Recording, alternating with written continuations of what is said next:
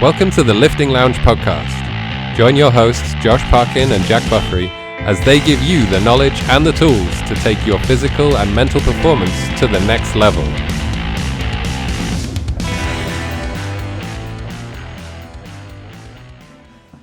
Yo. What's up? How you doing? Good. Good. I am all good, man. I'm all good. I've just had a nice wintry stew for lunch with, this is the naughty part. So it's a beef stew with load of like root veg and stuff like that. But then I had, I had three. I had 3 slices of white bloomer bread and butter. Just to mop up the stew juices and stuff with. It was naughty. I shouldn't have done it because, you know, whenever I have more than 2 slices of bread, I can feel it. Like I can feel what it does to my body and it's not good. So yeah, I shouldn't have done it, but fuck me. Sometimes it's just worth it. It was nice. Wow, good. I'm glad you had a lovely lunch. Yeah. Nice. I only had a chicken pasta bake for lunch, so it's quite nice. I'm quite impressed you do it with no cheese, man. That makes me like you more. Oh dear. Before we get into this, guys, the episode of today, Fit Tips, talking about McGill pull-ups, then news is on disability and weight loss. Fit talks about our goals for the last quarter. Study time is about calorie restriction. And our hot topic for today is all about wintering. Ooh, wintering. Nice. So, first things first, just put the water ice, I guess. Yeah. What have you got on?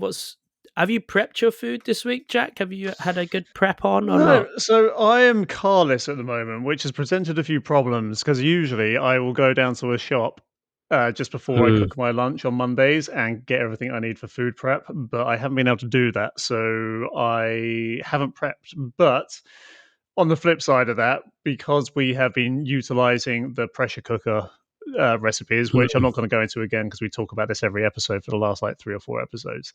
But we've been doing that, so I've always had food for lunch the next day that is good to go. So have I been prepping? Not really, but I've always had food available, which has been good. So the only problem is not quite as quick and convenient, but still proteins and fats and carbs, so it's good.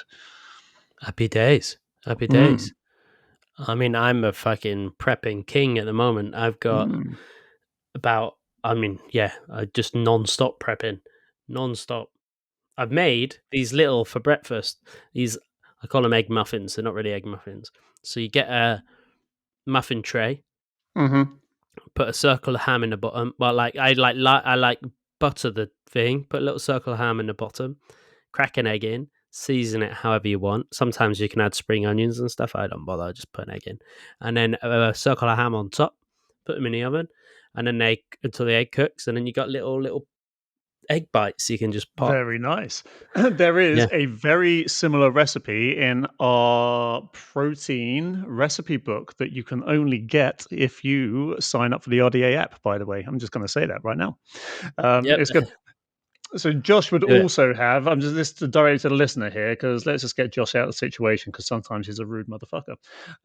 Josh would also have some nice protein shakes to have at the moment, but there's a reason why Josh doesn't have these protein shakes. So let me read a little. I'm not going to read the entire text message exchange we had, because I think we could seriously offend some people with how offensive we were to each other. But listener, I'm going to let you decide on this one. Is this a polite way to ask for something? Bring that protein in. That was it. No, please.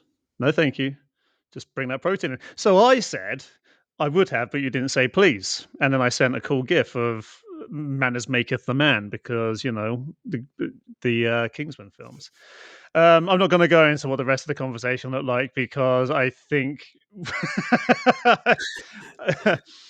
I think people would question the fragility of our minds if they if they heard the rest of that conversation. But yeah, we went on the full offensive.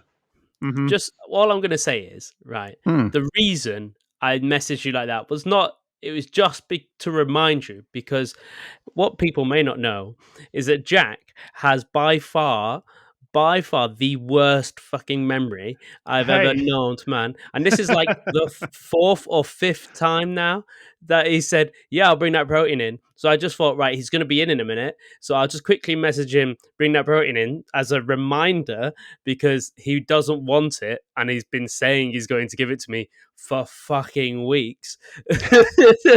So how about you just improve your fucking memory? What's wrong? You take these brain pills every fucking day.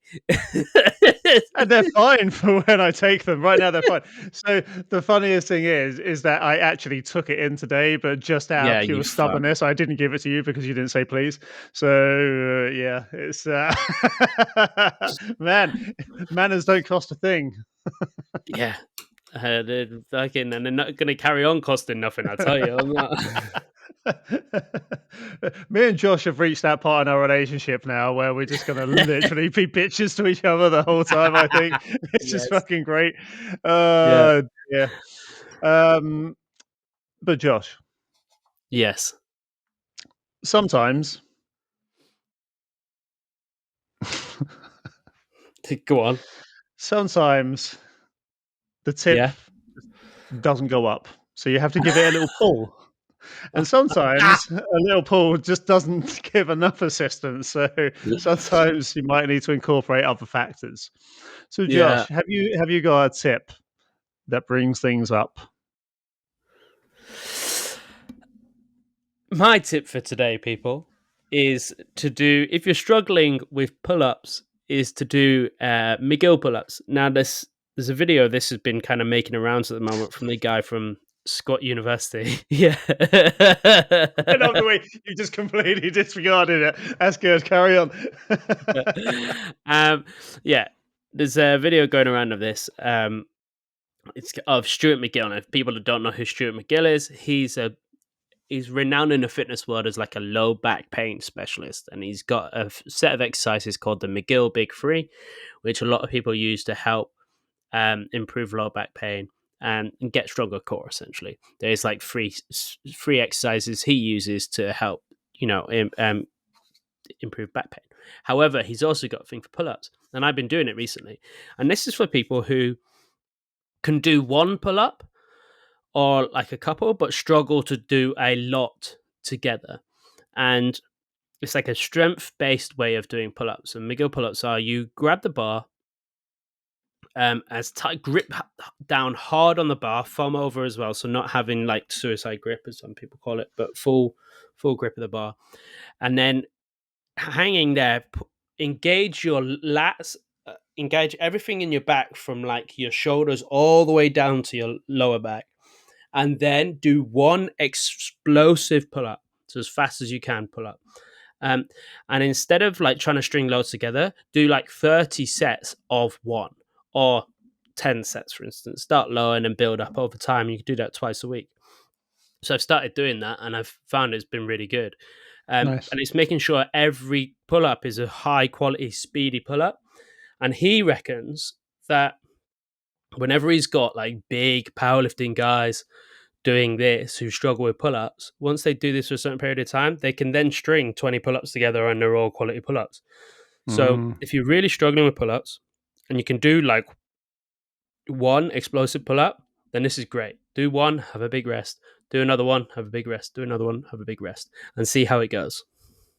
Perfect. Yeah, I like that. I like so yeah, and that's a point worth touching on as well. Like it's all, if you've got a bad back, working it and especially engaging the core, like the opposing muscles, usually does wonders to help it as well. So yeah, lower back is probably one of the most common things that we come across as personal trainers where people are hurting. So pay attention to Stuart McGill, and everybody loves the ability to be able to put like bash out some pull ups. So give it a shot. I like that. I like the sets of one. They are good.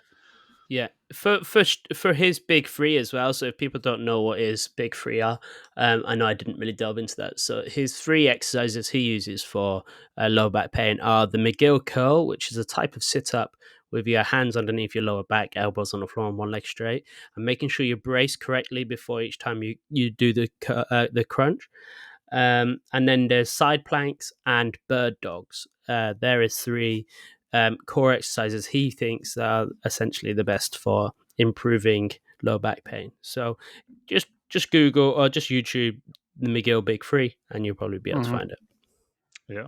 I remember hearing a story. There's a guy, when I first got into personal training, I used to follow all of his stuff. He was called Jonathan Goodman. He came up with the Personal Trainer Development Center.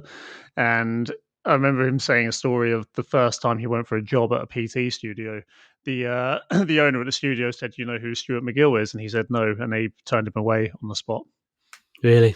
Yeah, because you didn't know. Wow. It's like someone that most PTs should probably know about, like Stuart McGill, just because most PTs will have to deal with lower back problems with their clients at All some the time, point. yeah. Most definitely.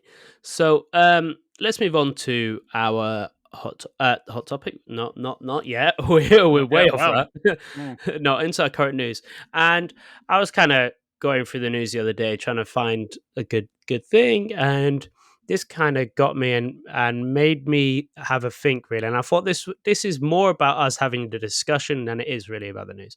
And the title of this on BBC is "Wheelchairs and Weight. I haven't been able to weigh myself for 22 years." And essentially, this is talking about a woman in a wheelchair. She has a degenerative muscle-related impairment and uses a wheelchair. This makes weighing herself on traditional bathroom scales, which require you to stand still and independently on a small platform, a challenge, although she has given it a go. And essentially talking about how I'm not really going to go into the weeds of this particular article, but it's talking about how something as simple as weighing yourself for somebody like her who's disabled and can't stand still on the scales is quite hard. And it had me thinking actually about gyms in general. And so for instance, I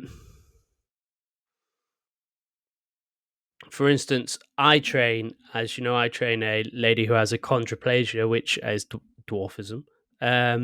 And also, you've trained a lady who only has one leg. And so we've had the experience. And I used to, when I worked at Ships and Castles, the leisure centre near us, we trained a guy who was in a wheelchair then. So we've spent time with people with disabilities, and it is actually surprising how hard it is for people with disabilities to adapt to general kit, because general kit really doesn't work out for them that well. And I was wondering if we could maybe just have a little discussion about how we think it would be better, how we think we could make a more disability friendly centre for people, or what would be the best approach in improving it for specific disabilities or just disabilities as a whole. It's real difficult, isn't it? It depends, because if it wasn't a purpose-made specific facility, I think the cost just would be too much. I don't think they would be able to front the cost. But the first suggestion that comes to my head is the wheelchair itself. If you have custom wheelchairs that can go, that first of all, that needs to be able to lock solidly with the wheels and stuff, but also can perhaps recline fully back or at an angle, and then they can just reverse push themselves or get into the position on the so for able-bodied people, you can just have a fold down chair that springs down, like, you know, those seats on the buses that are by the side that you have to pull down, like, or a cinema seat where you have to put it down to sit on and it flips back up. Have something like that for an able-bodied person, but when a wheelchair user has to come in, then they just reverse or position their wheelchair into the gap that seat would otherwise be, and then adjust the wheelchair. There's no perfect way, but that is pretty much the only way I can think of. But the sheer cost of developing all that kit so it works with each other is just going to be insane. Yeah, I mean, obviously something like free weights and stuff is definitely going to be better for somebody with a disability that restricts their limb length or restricts their movement, is definitely going to be better. For instance, the guy we had in the gym who was in a wheelchair, he used to get he used to get onto a bench and strap himself to it. He used to get a weight belt and to just tie himself to it. And then I thought this guy was absolutely hench as well. Jesus Christ, he was massive. But yeah, I guess that is it. You'd have to do something like that. You'd have to do a lot more free weights based stuff. That's where bands would work really well. Yeah, yeah, definitely. That's why bands are really, really good. Or cable machines are really, really good for people with disabilities. To be fair, that's probably a really good like cable machine, because there's not. Again, I think the biggest problem is counterweighting. So is having a chair that weighs enough, which is, again, that brings its own problems, or is heavy enough to start. Because if you get fucking strong on a cable machine and you can't anchor yourself down with your feet and you're just relying on a chair to do it, you will probably fling back if you're trying to do, say, like a chest press on a cable machine. It's probably gonna tip you out of that shit. So yeah, I guess a way to you'd need good brakes, but also still, I think even if it's solid, it would probably put it back. You'd need to almost anchor it into the floor somehow, and again, that's just difficult in itself, isn't it? Yeah, true. Yeah, no, yeah, it's hard, isn't it? And then also, yeah, that is tough. Unless you just have like you do what we do like with the rowing machine and just stick a fucking kettlebell behind the. But then if they want to go by themselves, then they again, that autonomy probably won't be there. They would have to ask someone to help, and if they want to go to a 24-hour gym, and you know, it does bring up a lot of complications that us disabled-bodied people don't really have to think about that much. So it's one of those problems that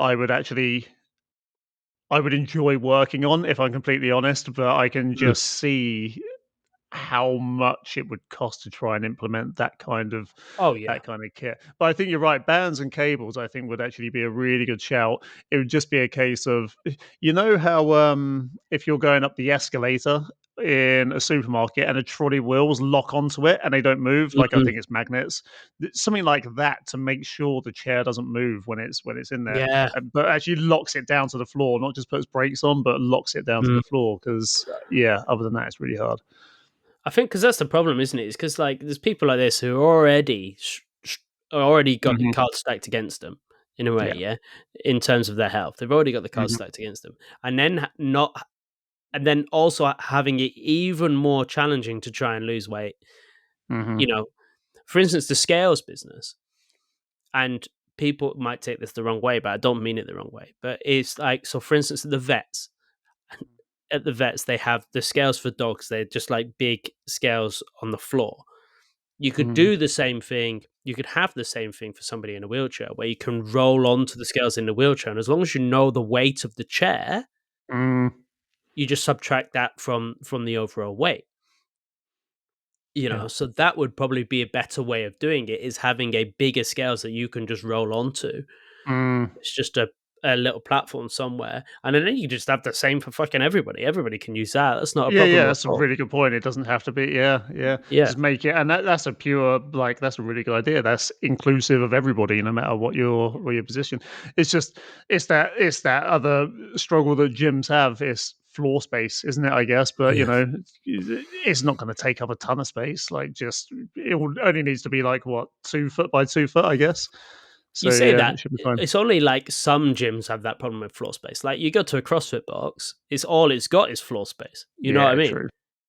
So it depends really on the gym. Like your standard gym where it's just like a leisure center or something, they're usually a bit tighter. But a gym that is, like open air and stuff like that, then you can just fucking roll and put one anywhere, really, because they've got shit just all over the place. So the woman in the article, I mean, it's because obviously we've all seen videos of people who have a disability, they're wheelchair bound, but they're also jacked. They're highly athletic. They can do a shitload like handstand push-ups and stuff like that. But the lady on this article in particular, if she's got degenerative muscle-related impairment, she probably hasn't got the ability to do that. So for her specifically, and for people in that position, or for people who are wanting to start a weight loss journey but haven't, and maybe wheelchair bound and considered obese, that just initial getting onto the scales and like finding a way to weigh yourself is really, it's going to be fucking really difficult. And I think what you just said is probably the best option for it. So yeah, how else do you measure it? Yeah, that's it. And then it's just creating more. Because look, like being in a wheelchair is like having a desk job all the fucking time. Yeah, so it's how do you then increase activity levels? It's so in the gym that we had a cardiovascular machine that was for wheelchair people, where it was an arm bike. Mm-hmm. I tell you what, though, that was fucking brutal. If you went on that Yeah, I bet. for a while, yeah, and that was because you just take the seat off, and then people go and roll up to it and just use that. So, like, the closest thing you see that now in modern gyms would be a ski erg, I guess. Mm-hmm. Yeah. So, Have you seen the there's something similar like a rope climbing thing. Have you seen them? oh god, It's yeah, so it's like that, but it's just a continuous rope that you carry on pulling like that. oh That's a Jesus bit mental. Christ, Yeah. that sounds awful. Mm, At least you get jacked forearms, I guess. yeah, you definitely would. Mm. Yeah, and they're saying like I'm just looking through this article. It's like they can go to the specialist clinics to get weighed, but that's what going to be every 6 months or so. So Mm. it's really hard, and yeah, short of it becoming, which I can imagine it was going to have to be at some point. Like I reckon it wouldn't surprise me if it was the laws were changed where if you've got scales, it has to be like you have to be inclusive to everybody because it's got to be difficult. It's also having that stuff at home, yeah, as well. So it's because like that's part. You don't just weigh like how often do you weigh yourself at the gym? Not really ever. It's more at home you do it. So it's having some kind of scale system like that at home where you can just roll onto it. I guess that's probably better. Mm. Cool. Well, anyway, you never know. One day we might just make a fucking full disability friendly gym. Why not? Why not? Be something to do, eh?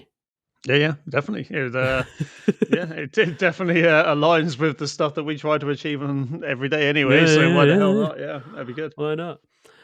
So let's move on to Fit Talk. For Fit Talk today, I thought, it's getting to that time of year. We're already in the last quarter, really, but Hmm. unless you count real quarters, it's like November, December, January, isn't it? But or is it the other? Or is it December, January, February? I don't know. Anyway, we're in the last quarter of the year, so I thought, what's your goals, Jack, for the last quarter of this year for October, November, December? So I have two goals, which might be diametrically opposed to some people, which you kind of pointed out to me yesterday. Because as of yesterday, it is 3 months exactly to my 39th birthday. Mm-hmm. So I am going to, I'm going to have a six pack by my 39th birthday because why the hell not? Yep. And but I'm going to be training not in the style of trying to get a six pack. That's the thing. So I'm actually going to be powerlifting, but Mm-hmm. power building more so. And yeah, Mm-hmm. so I'm going to be able to get strong. But this is something that's interesting that I've been looking forward to in a way. It's been a year since I last time started my powerlifting. I finished it on my Mm-hmm. birthday this year.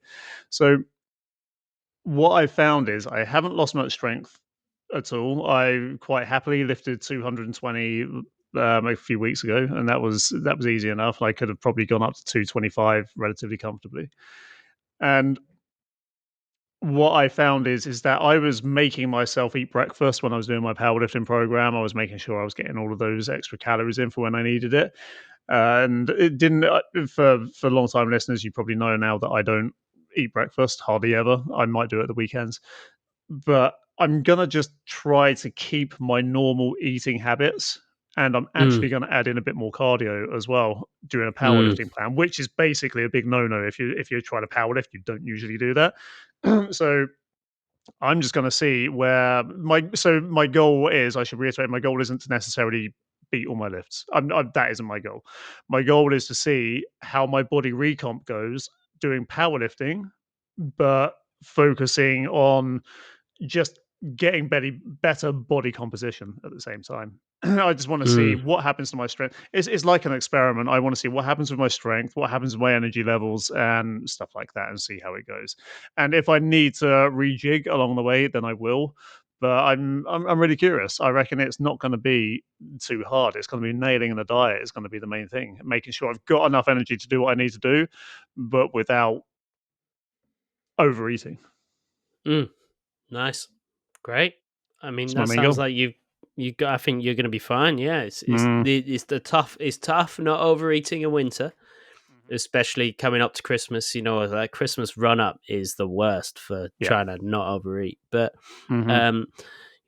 definitely it sounds like a fucking great idea. Look at it. Jacked Santa is where you're going to be. Yeah. Yes. Why not? What about you? For myself, because my situation's changed a little bit, I'm now going to be training predominantly just in my garage with a set of rings. So that's going to be different. So just rings. Now my goal is actually aligning with a hot topic, and I'm want to try and get as wintered as I possibly can. So my goal for this next 3 months is all mental fortitude. It's all just fucking savagery. It's just because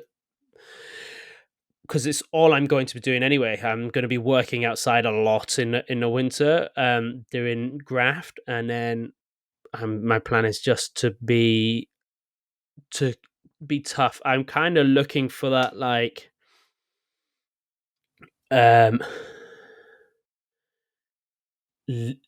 lean but like tough look, like somebody who just works like I guess a lumberjack. Nice. Yeah. Go for that kind of look, because that's what I'm going to be doing, so that's my goal really. It's just full mental fortitude, just going to be sprints, rings, fucking go pick up some rocks.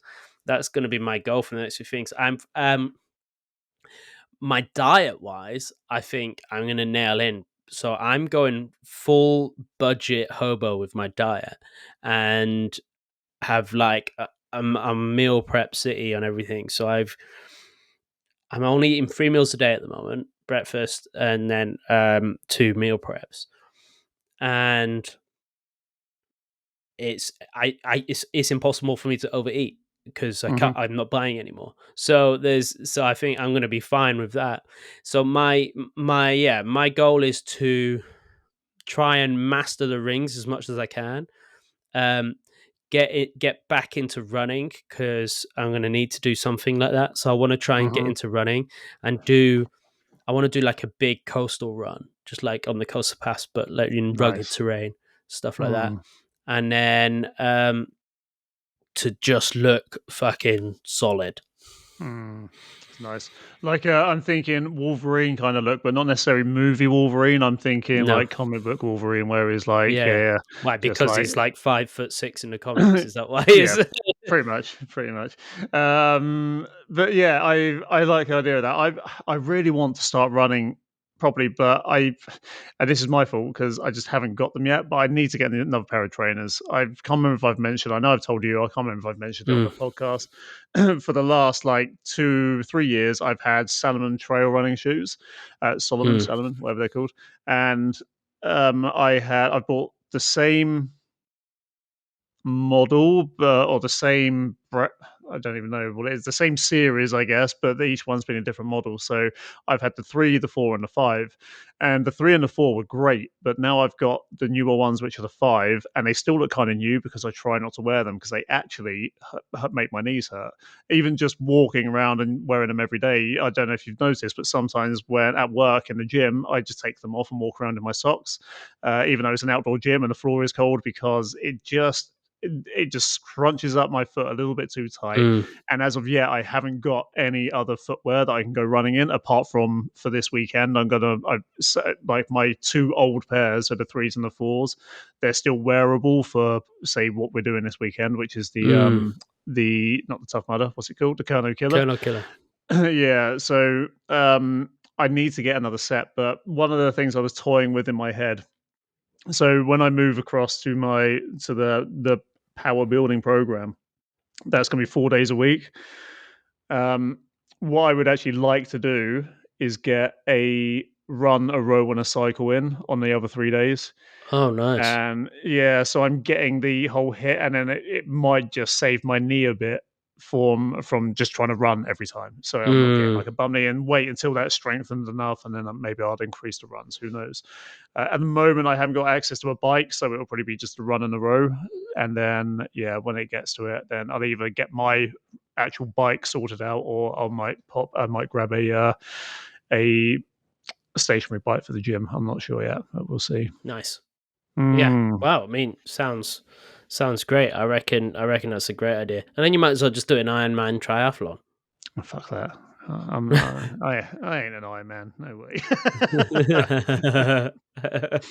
Brilliant. Well, that sounds great. Sounds great. So, everybody who's listening, I want to know what your goals are for the last quarter of the year. Let us know. Ping us a message on our socials, or comment on. If you're on Spotify, you can comment on the episodes. So let us know what your goals are for the last quarter of the year, because it's interesting to know. Yeah. Let's move on to our study time, and I picked this study time out because of Tim Spector, because he can do one. If you don't know who Zoe is, Tim Spector, he's the CEO of Zoe, and he's the one that said that being in a calorie restriction doesn't work. And look, Zoe's probably not a bad thing, and I imagine it's great, and it does sound great, but he still came out with bullshit knowledge. The thing is, though, a broken clock's right twice a day, isn't it? Like you can be right without getting everything else right in between. Like it's just a problem, isn't it? Like you say, it's probably good overall, but Jesus fucking Christ, fucking hell.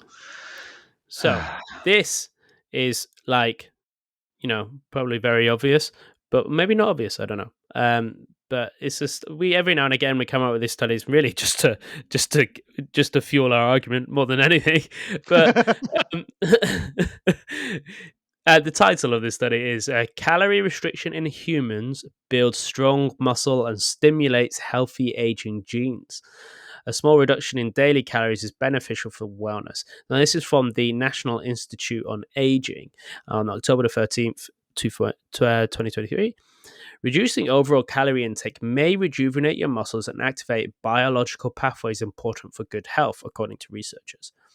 Decreasing calories without depriving the body of essential vitamins and minerals, known as caloric restriction, has been long known to delay progression of age-related diseases in animal models. This new study suggests the same biological mechanisms may apply to humans.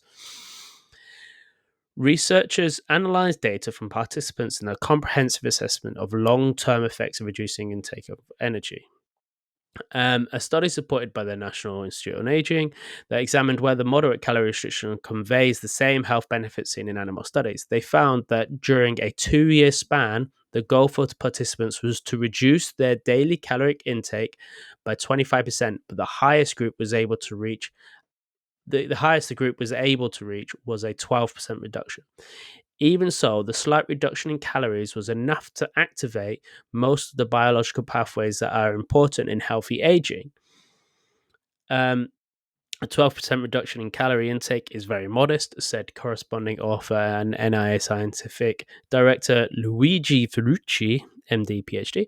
This kind of small reduction in calorie intake is doable and may make a big difference to your health. The research team next sought to understand the molecular underpinnings of the benefits seen in limited previous research of caloric restriction in humans. One study showed that individuals on calorie restriction lost muscle mass on an average of 20 pounds of weight over the first year and maintained their weight for the second year. However, despite losing muscle mass, calorie restriction participants did not lose muscle strength, indicating calorie restriction improved the amount of force generated by each unit of muscle mass, called muscle-specific force. So this actually may align with what you're fucking doing, Jack. Which is interesting. To figure out which genes were impacted during calorie restriction, the scientists isolated messenger RNA, mRNA, a molecule that contains the code for proteins from muscle samples. The team determined the protein sequence of each mRNA and used the information to identify which genes originated specific mRNAs. Further analysis helped the scientists establish which genes during calorie restrictions were upregulated, meaning the cells made more mRNA, and which were downregulated, meaning the cells produced less mRNA. The researchers confirmed caloric restriction affected the same gene pathways in humans as in mice and non-human primates. For example, a lower caloric intake upregulated genes responsible for energy generation and metabolism and downregulated inflammatory genes, leading to lower inflammation. So, since inflammation and aging are strongly coupled, caloric restriction represents a powerful approach to preventing the pro-inflammatory state that developed by many older people. Great. And we kind of already knew a lot of this, apart from the strength thing, which is really interesting. But for instance, my mate Brian Johnson, he is also specifically put himself in a caloric restriction, and is has got a metabolic age of a fucking 3-year-old. So it's all the more reason to be in a caloric restriction. And the inflammation thing we kind of already knew. We knew that was a thing anyway, and we knew that inflammation is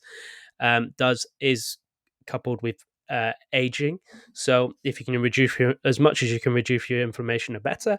But the fact that we knew that being in a caloric restriction does impact muscle loss. We knew that was a thing. If you're in too much of a caloric restriction, you're going to lose muscle. That's standard. If you're wanting to build muscle, you don't want to be in a caloric restriction. However, the fact that you maintain strength and may even increase force per pound is really, really interesting. And that would make sense if you look at the top numbers for powerlifters. So international. If you look at the international numbers for powerlifters in weight classes, the lower weight classes are not really that far off the heavyweight classes. No. No, you're right. So what do you think? So yeah, I think a lot. The first thing that comes to my mind. So this was a real strong argument for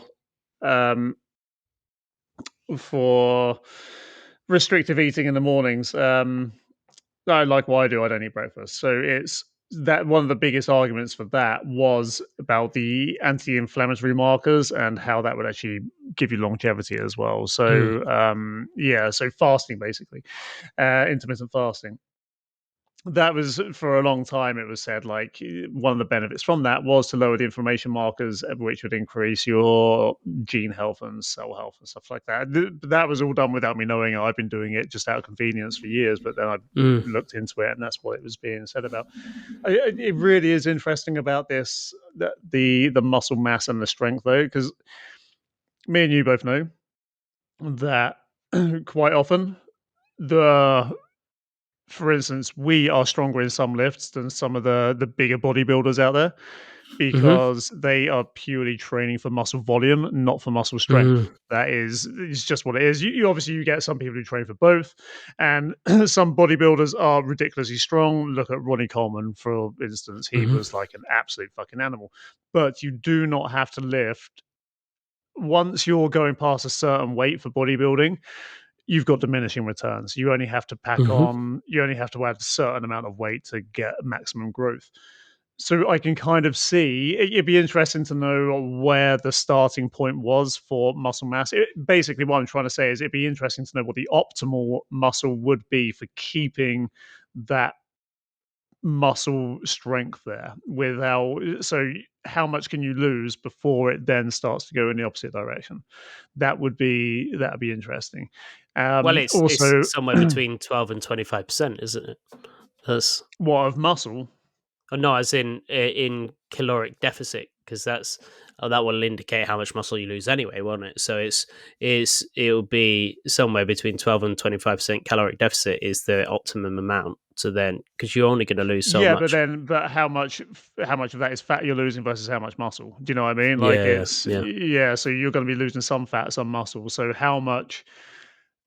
There will become a point of diminishing returns in the opposite direction. How much can you actually lose of muscle before you start to get weaker? Also, how are you going to mitigate that muscle loss? Like, what does the protein targets look like with this as well? Because that's going to be, from the talks we've done before, what's that going to be? So it'd be interesting to, again, like to know more about this, to find out what all these other markers are, how they're measuring the strength, what shape the people are in beforehand. I mean, a 12% reduction, we usually say around a 10% reduction anyway, so that makes sense. That's in line with Mhm. what we say when people are trying to lose fat or do a body recomp. And because usually we find that people start too big and then they plateau too quickly and then they give up. So at 10%, if you're on a 2,000 calorie diet, we recommend going no lower than Mm. than 1,800. That's what we've always said. So yeah, I'd be really interested to know what the finicky bits of this study say. So I might see if we can actually find the study itself. Yeah, it should be there on the bottom of the thing. For instance, I've just got the powerlifting world records up here, and for let's look at the 83 kilo deadlift world record.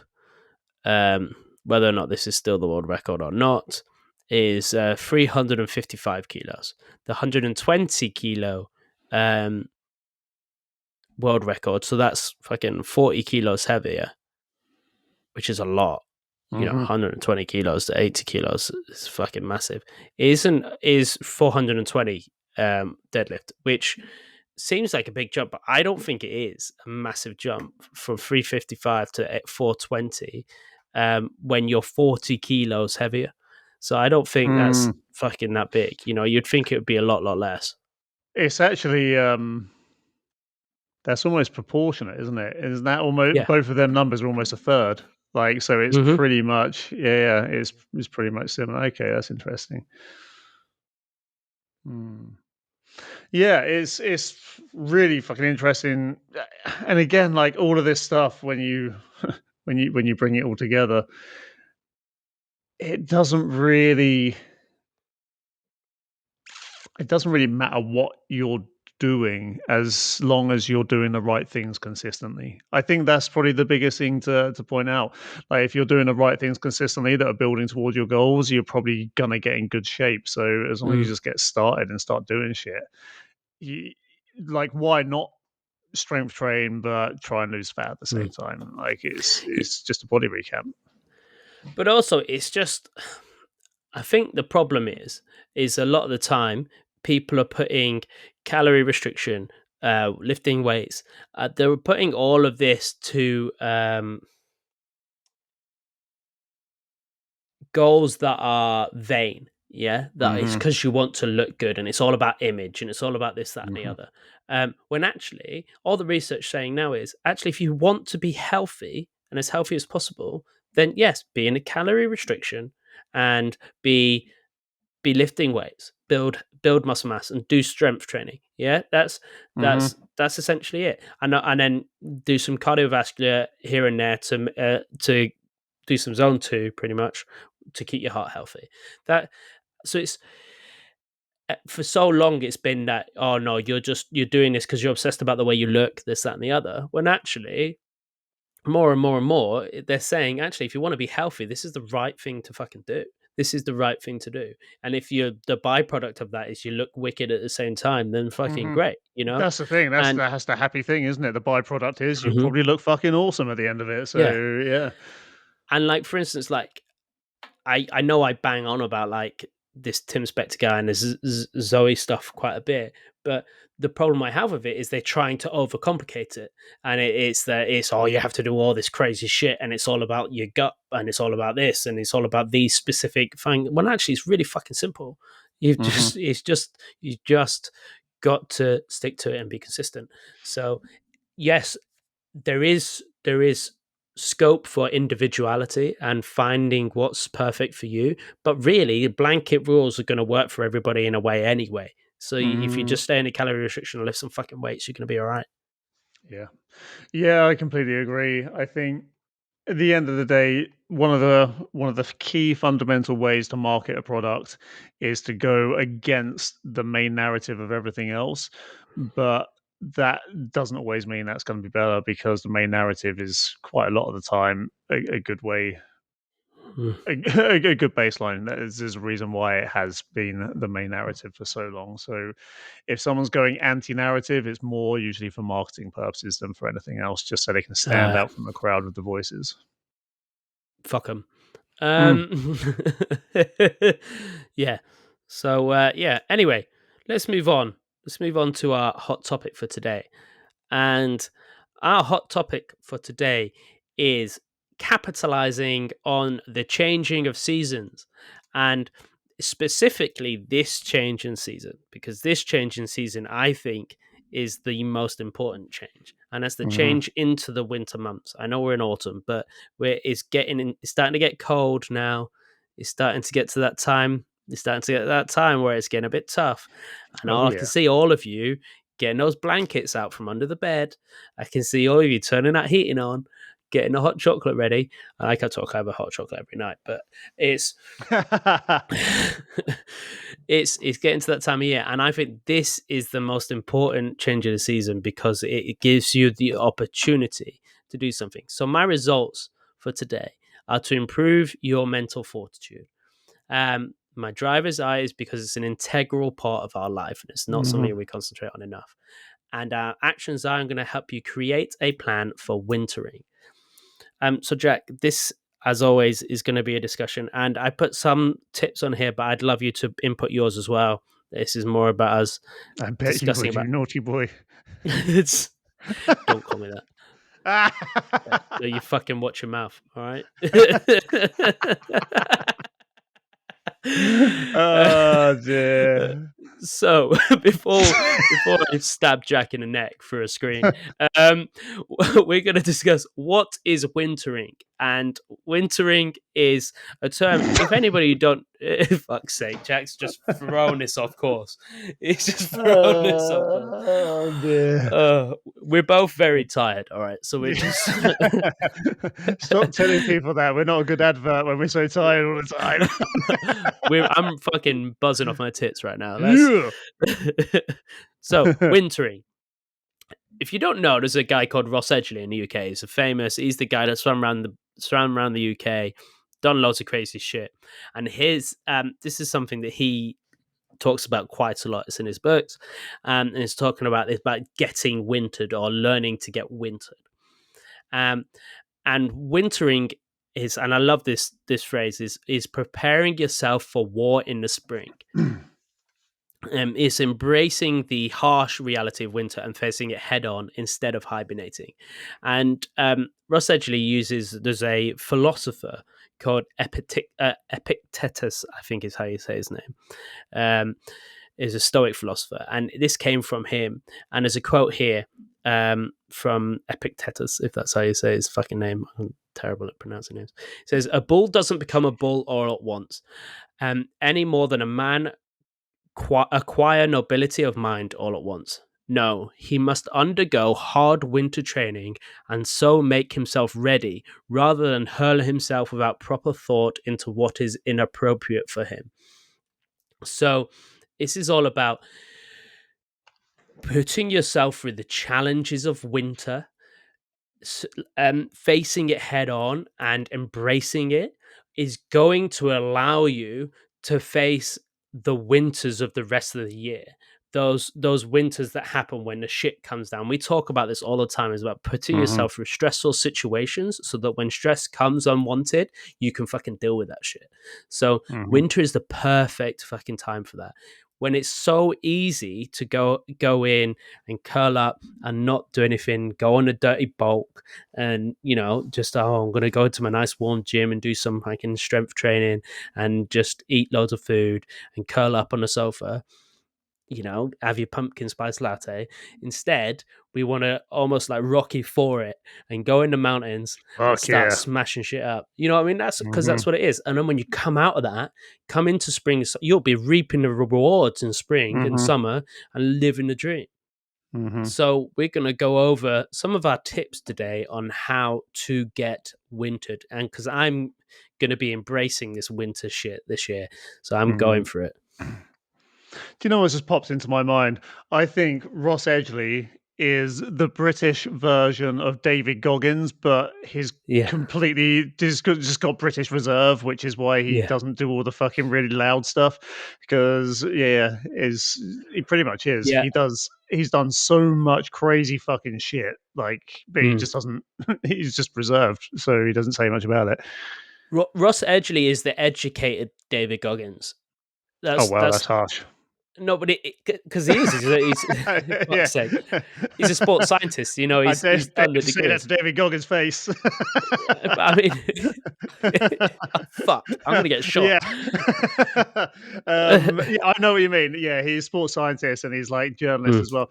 Yeah, he's very. I remember listening to his episode on Joe Rogan, and he's like ridiculously humble. It was actually almost so humble to a point he slightly annoyed me, because he has done some truly amazing shit, like swimming around the UK.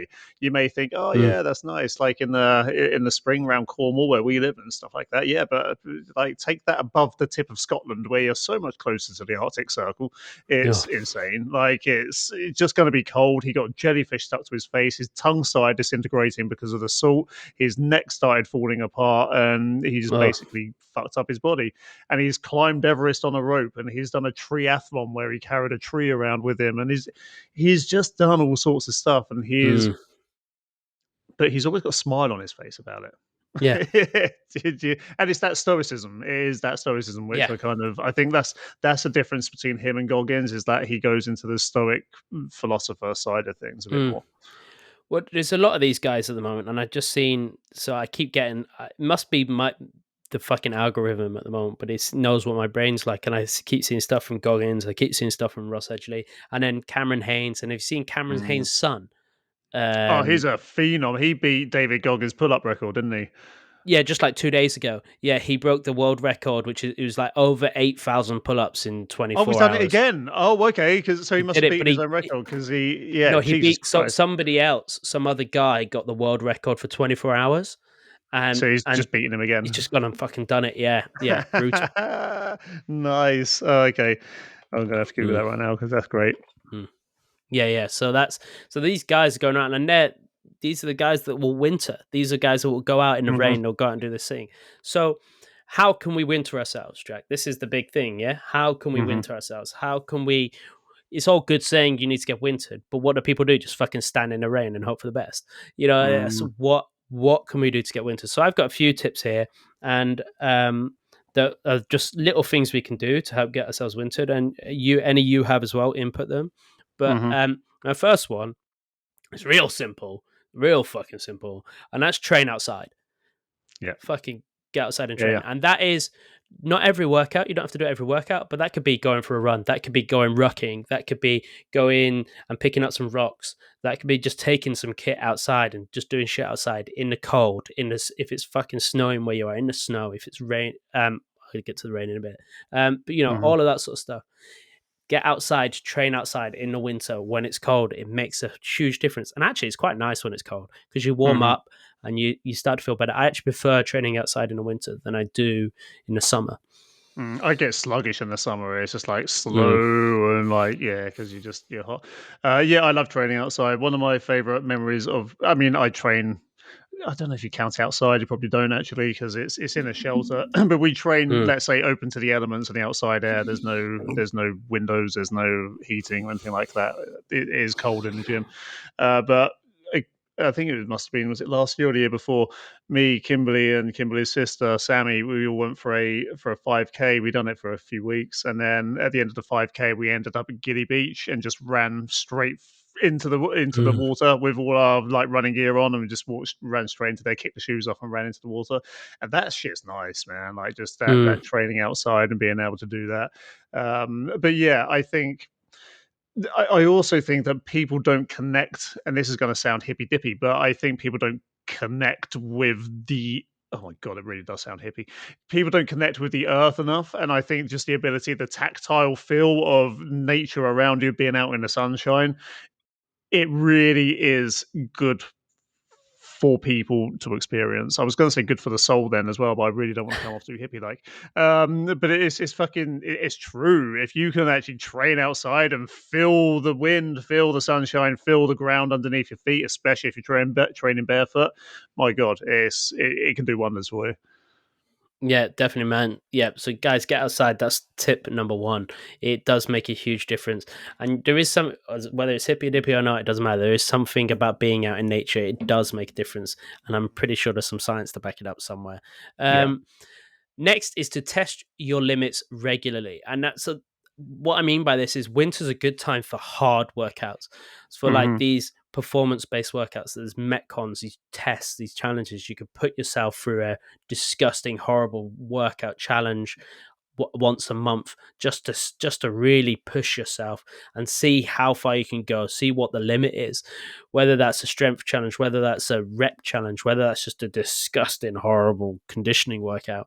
That's fine. You want to do that regularly. This is the perfect time to do it. Yeah, I completely agree. And this is something I don't do enough. So for me, my philosophy around training has always been slow and steady wins the race. Like I've always just taken a very methodical, progressing way. Apart from when it comes to my 1 rep maxes, like that's what I will test. But that's still not really. That's not testing the limits in terms of wintering. That's just seeing how strong I am for fucking 5 seconds, like less than 5 seconds to get one lift out. So the testing your limits in this regard, that's something I need to do more of. I'll hold my hands up to that, and that's like testing my grit. That's it, isn't it? It's testing your grit when it comes to wintering, which is something. Yeah, I've built myself up to a place where everything is just okay, and now I'm onto this. Now I'm onto this. Now I'm onto this. It's always been a natural progression. I haven't had the need to real push, but that's something I'm like, come on, sort your shit out. Let's start pushing some stuff. Yeah, exactly. And it's good to make those. They're fucking hard. They're fucking hard workouts, and they'll mess you up. But there's no better feeling than not just completing the workout, but when the next time you go back and do that workout, you complete it better. That's the best feeling when you go for a disgusting, horrible one that you think, shit, this is gonna mess me up. I don't think I can finish it. I might throw up, blooded, all the fucking words in your head, and then you come back again and you're dreading going back and doing it again because it was so bad the last time, and then you do it and it was easier, and you go, oh shit, yeah, this is good. Yeah, this is really good. As personal trainers, we have proof of concept of that literally on a daily basis because we usually run 4-week phases with our clients, and we see the difference between week 1 and week 4, and it is always consistently better. So yeah, it's definitely so much to it, not just on a physical side, but on a mental side as well. So another one, this is a lot of people will frown at this. Say it's gimmicky, or say, oh, I don't want to get ill, or blah blah blah blah bullshit. If I told my mum this, she would tell me I'd be silly because I catch a cold. But it's you just reminded me of something I need to tell you in a minute. Yeah, go on. Yeah, and that's to run when it's raining. So if it's fucking raining, get outside and run. Do it. It'll be gross, it'll be shit, and then it'll be all right, and then it'll be fun, and then you'll be like, oh shit, I did it. You should get out and run when it's raining. That's a really good way to winter yourself, because that is, if it's just sprints, it don't have to be a long run, just something. Just if it's raining, if there's a situation, it's like this Jocko Willink quote that goes around that Rogan talks about, and you yourself have also talked about. Also shit's going bad right now. Good. Good. Embrace it. It's raining right now. Great. Let's go for a run. Great. Let's go for a run, because this is going to be one of those moments that it's raining. Okay, I'm going to face that head on. So when that storm comes, it's fine. Not a problem. Yeah. Makes you a better version of yourself. Yeah. Yeah. Next tip is to, if you have the ability to, I know this is something you, Jack, you do daily, and this will definitely help with the wintering situation, is to cold plunge. So cold plunging, if you can cold plunge, great. If you're near the sea, great, do it that. If you have a cold plunge, do that daily. This is going to help. Because it is something you just have to fucking do that's awful, and you will learn to love it. Or cold showers are also great. doing something like that will help get you in that wintering mindset. And if you do that first thing, start of the day, that's going to set you up for being able to beat challenges for the rest of the day. Better than a fucking coffee, I'll say that. It is the fastest way to wake me up in the mornings. I missed it this morning because I woke up late, stupidly. It's happened to me a couple of times in the last couple of weeks, so I need to have a serious word of myself. But there's I'm half tempted to play the voice message my missus left me over the microphone right now, because yesterday she sent me a voice message while I was at work saying, I got woken up. Oh no, she said I was having a dream last night that I could hear someone going, "Ooh, ooh, ooh," like that. But then I realized I wasn't asleep. It was you getting into the ice bath at 6 o'clock in the morning, and it was obviously really cold. So yeah, I was. It was fucking cold like yesterday. So it was. But once you're in there, you're in there, and then it's the other decisions you're faced with. Do you carry on moving your body to make it colder, or do you acclimatize to the water that's in there? Like it's that. So you can constantly have a word of yourself about it. I'm just getting my body used to it, because I know already yesterday there was a 10-degree drop within 7 days. So Monday last week, we're recording this on Tuesday today. Monday last week, it was 21 degrees. Yesterday, it was 11 degrees. And that was a big fucking drop within 7 days, and that water really reflected it. So it's been interesting. My body's getting used to it, so I'm enjoying it. But yeah, it's a hell of a way. Do it first thing in the morning. Get in there.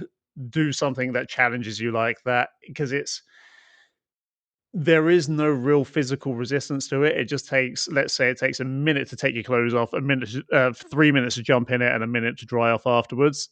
That's all it takes, is 5 minutes, and there is no physical resistance because you've just got to sit still. It's just fucking mental. It is all mental. Yeah, no, it is. It is fucking. As you said, it's gross, but it's also so good for you, man. If you can get into it, it is so good for you. So the next one here on the list is to work on the things you dislike the most. We all have something in our fitness repertoire that we just hate doing. For instance, myself, I hate doing anything isometric based. It just gets on my fucking tits. I hate doing holds on stuff. I give up really quickly, but it's probably something I really need to do. We all have something that we really, really, really don't like doing. That's probably the thing that we should be working on, because it's a missing link. Yeah. And the reason we usually don't like doing it is because we're not very good at it. So now's the time. Now's the time you need to start working on those things.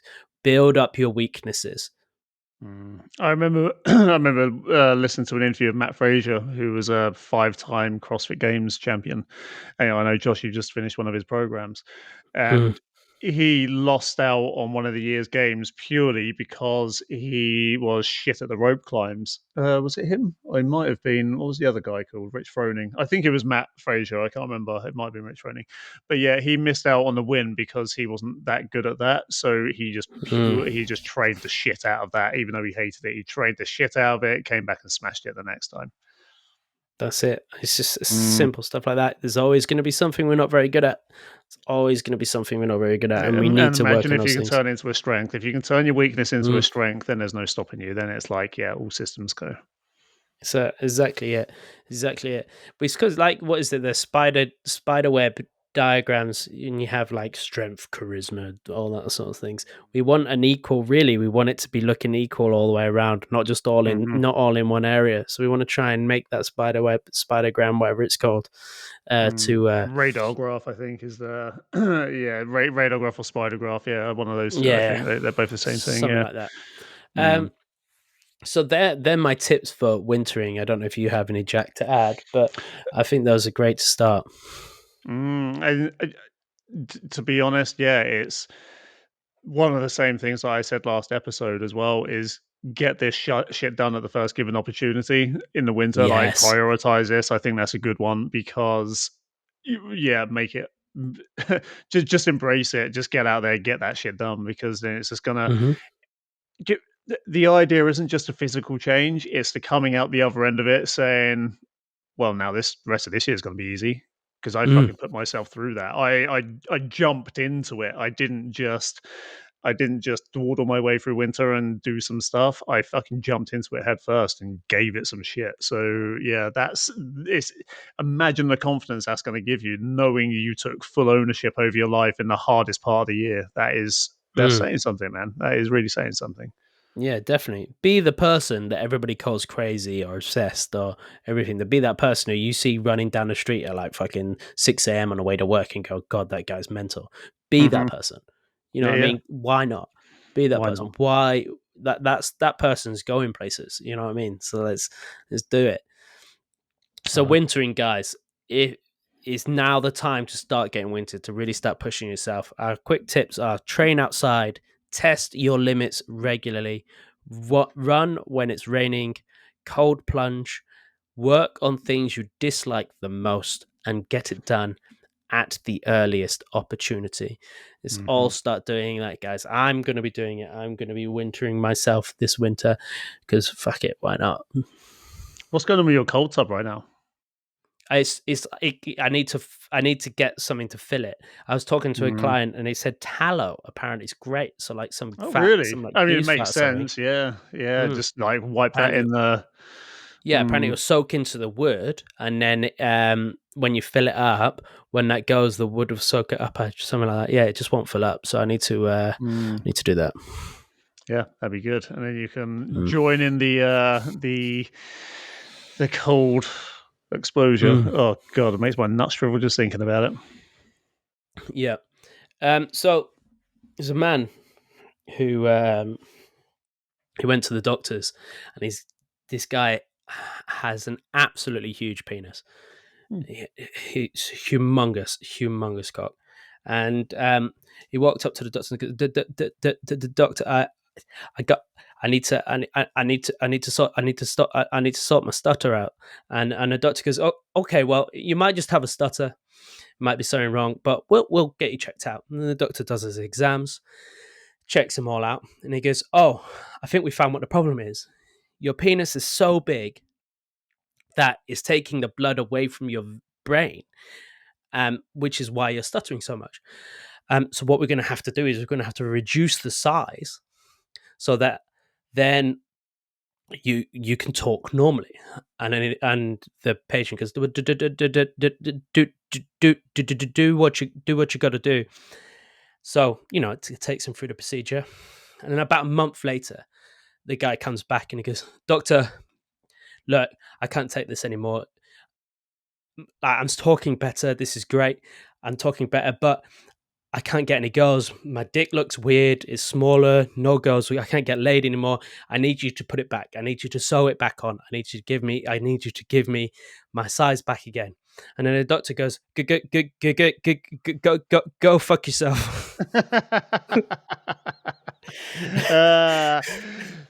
So, listeners, I'm just going to explain something really quickly. You probably would never have guessed it because Josh hides it very fucking well on this podcast.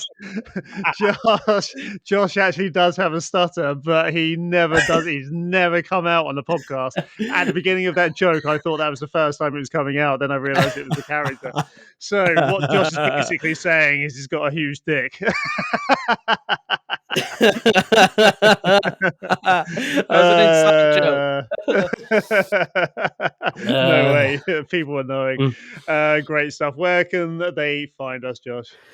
They can find us at RDA Strength System on Instagram and TikTok and on Facebook.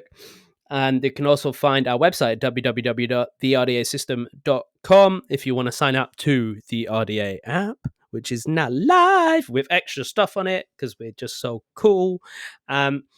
And also, if you want to ask us any questions about of any topics you want us to cover on the podcast, find the Lifting Lounge group on Facebook. There's a community there you can join to ask us any questions.